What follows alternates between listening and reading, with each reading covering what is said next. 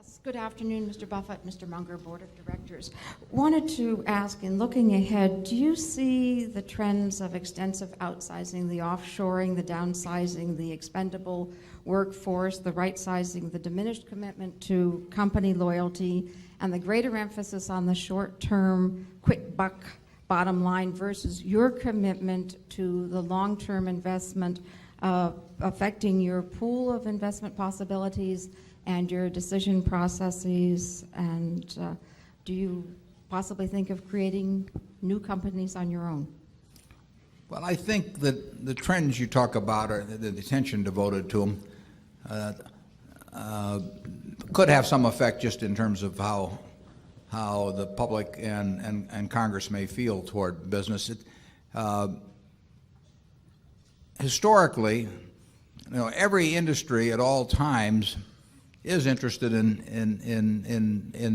downsizing or becoming more efficient. Now, if the industry is growing, you can achieve efficiency by doing more work or turning out more output with the same people. But if you go back 150 years and look at the percentage of people in farming, for example, farming has downsized from being a very appreciable percentage of the American workforce to a very small percentage, and essentially that's released people to do other things. So it's in the interests of society to get as much output in anything as it can per unit of labor input.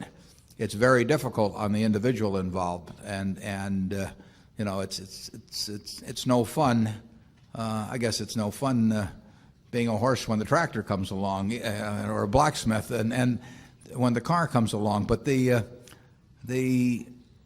so I don't quarrel with the activities. I quarrel sometimes with how it's done, and I do think there's been a certain lack of, in certain cases, some empathy or sensitivity in terms of the way it's being done. You should try to make your businesses more efficient. We hope we're not in businesses that will require us to lay off people over time, because we hope that physical output grows and that we become more productive and can keep the same number of people to get greater output. Dexter Shoe has done a great job of that over time. They've become more and more productive, but they've sold more shoes instead of selling the same number of shoes and letting people go. But sometimes industry trends, at World Book we have fewer people than we had a year or two ago, and we don't have any answer to that. Over time we got out of the textile business. I wish we didn't have to, but we did not know how to run a textile company in New England and compete effectively. Like I say, I love avoiding those businesses, and to the extent we can, we will. Geico is going to add people over time, and I think Berkshire Hathaway is going to add people over time.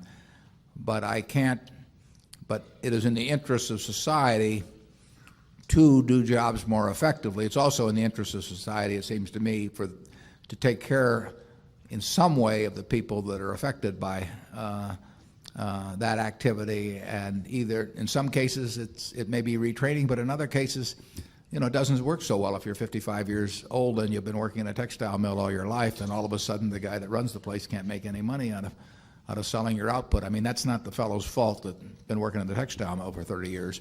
So there's a balance in that. I think that the attention that's come about lately, I think there's, to some degree, it was a media fad based on some particularly dramatic examples at a couple of companies. I don't think there is more displacement going on now as a percentage of the labor force annually than there was 10 years ago in terms of reconstituting what people do. But it's gotten a lot of attention lately. There could be a backlash on that in terms of corporate tax rates or a number of things, and we might feel it in that direction.